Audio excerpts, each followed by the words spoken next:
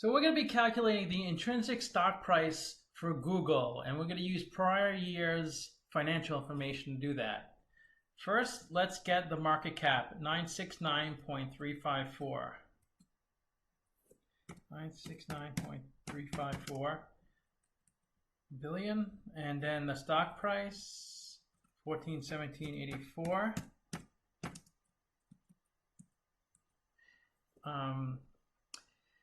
Now, the best way to calculate the stock price is to forecast future free cash flow and then discount that number back to today's value. So we're going to get the free cash flow for the prior 4 years.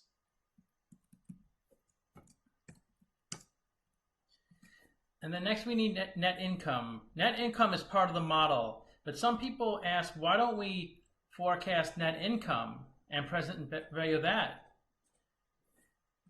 And the reason we don't use net income as the indicator is because the income statement reports non-cash items and uses accrual accounting. That makes it really difficult for the valuation process. So next part of the model, we need the revenue for the business. So now we were able to calculate the future free cash flow. It's all set up in my model. Next, we have to go into the capital structure to see what we need to discount the cash flows by. And the first thing we need is the interest expense. That's 100 million. And now let's see how much debt this Google has. No current debt. And then long-term debt is 4 billion.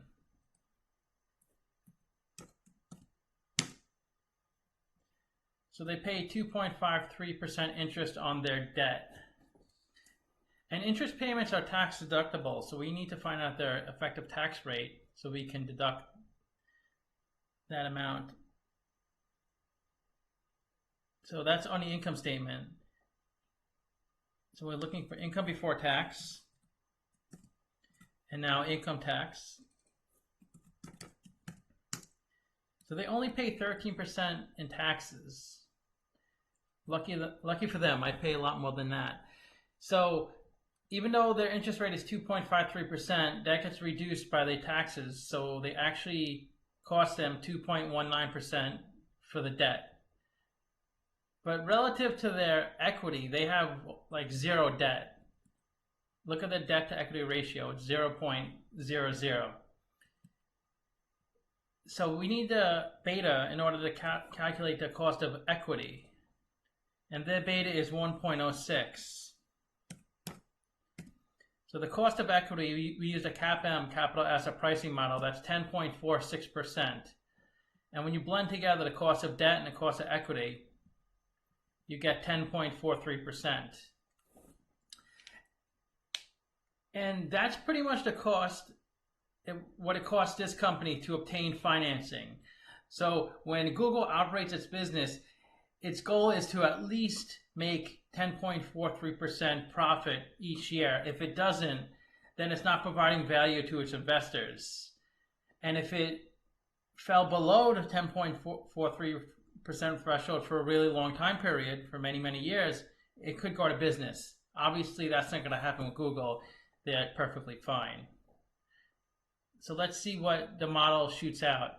So we estimated the future free cash flow, and we did a terminal value at the end. Then we have to discount those numbers back to today's dollars.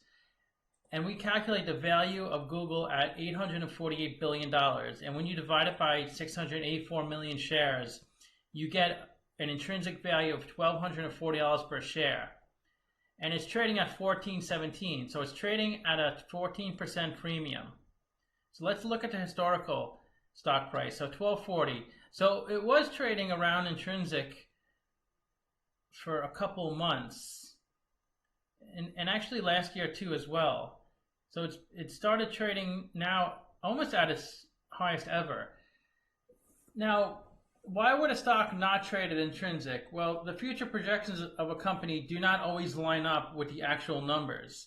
Some people feel a company is worth more than the financials say it's worth. Some people feel it's worth less. And obviously, everybody has their own opinion on this. This is my opinion, since it's my model. Let me know what you think. Let me know if you want me to do any other companies.